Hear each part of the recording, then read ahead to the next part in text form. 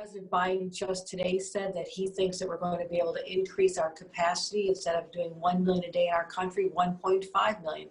Johnson & Johnson is on the verge of submitting for approval from the FDA, a whole different vaccine. So we think that's really the worst case scenario would be August, just to manage people's understanding of this. But we're really, really hopeful.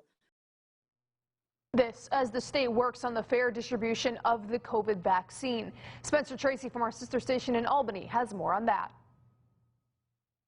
When it comes to getting the COVID-19 vaccine, many have been wondering, when is it my turn to get vaccinated and where do I go? Governor Cuomo announced that New York State has its own COVID-19 vaccine distribution plan broken down into subgroups. The first group is 1.3 million healthcare workers. The second group is 1.7 million essential workers. The third group is 3.2 million people who are 65 and older. The essential workers are being done by City Department of Health, County Department of Health.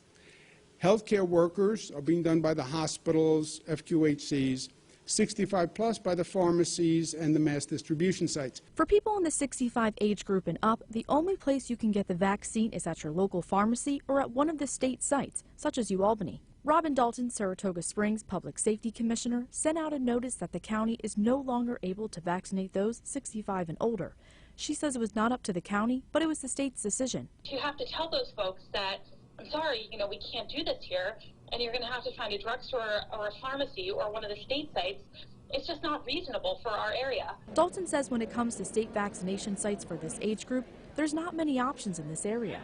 The closest one is Albany, and the appointments there booked up, weeks ago, 2 weeks ago. And so then you're looking at driving to Plattsburgh or Utica. Even those sites, the earliest appointment you can get is maybe in mid to late March. AARP New York is helping seniors throughout the vaccination process.